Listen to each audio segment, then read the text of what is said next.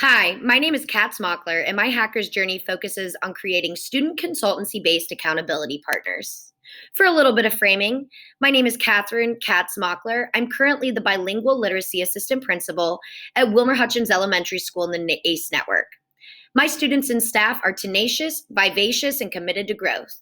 That is because we are a first-year ACE campus, and our goal is to close the achievement gap for 100% of our students, which is why we are hitting the ground running. However, what we have recognized is that our virtual students are not succeeding at the same rate as our in-person students in the hybrid educational setting. And we want to ensure that we can increase accountability for 100% of our students so that we can close the achievement gap. Our aspiration is to utilize data gathered from our virtual student accountability plan and student consultancies to develop student accountability partners in hybrid settings.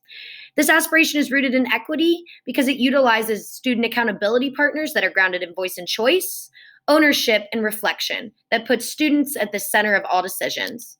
And we knew that this is going to be important based off of our observations with students, families, teachers, parents, and then the attendance and achievement data that we've gathered. For example, before any measures were taken, the top demonstrates our data from January, which shows at least a 5 to 7% increase from January to March, which is the data that you see on the bottom for attendance. So what is the AHA on accountability? Essentially, I used to think that the key to increasing student accountability lied in investing all of the stakeholders, which the stakeholders are important. But creating a multifaceted plan that's parent-facing and teacher-facing doesn't increase ownership and achievement for students, and it doesn't increase joy and love for learning.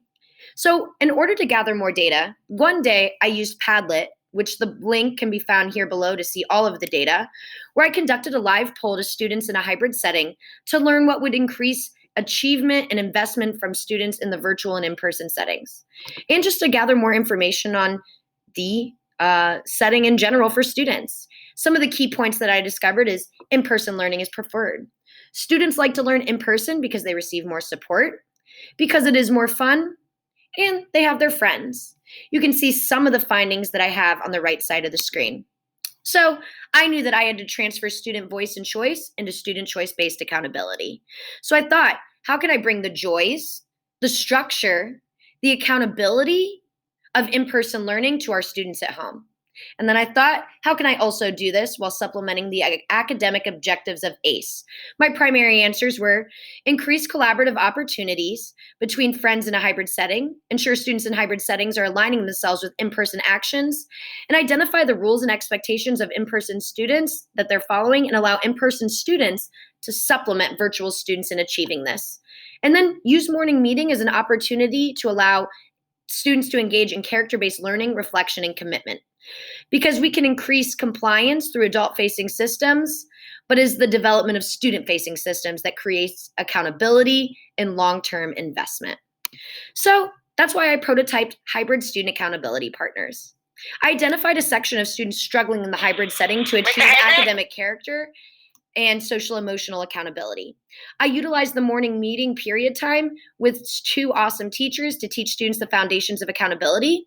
I allowed students to identify the characteristics of accountability in which they excel and those which they need support. Students had voice and choice and identification of accountability partners. And then we created partners that grounded students in a daily accountability objective and utilized moments of growth throughout the day for students to engage in peer-led opportunities to supplement accountability. And this meant students who were at home and in person were collaborating with one another to hold each other accountable. We celebrated students' growth and accountability and reflected upon steps related to accountability in regards to academics, character, and social and emotional development. For example, how are they being accountable in testing and how did they need to help each other? How are they being accountable for their actions, especially when they're outside or getting frustrated during class, and also just their behaviors when they're feeling silly? If you look to the right, you can see sample slides and a sample interview, which are both clickable, so you can learn about a student's journey with accountability, as well as some slides. How would we do this in a whole school setting? Well, in the future, I would create character-based values aligned to mission and vision that were aligned to academics, character, and SEL. I would develop a year-long scope and sequence of daily objectives that supplement mastery of accountability in each facet. Use PD to ground teachers in purpose and their why, allow students to identify accountability partners, and implement objectives throughout the year and opportunities for reflection and growth, assess, reflect, refine, and repeat.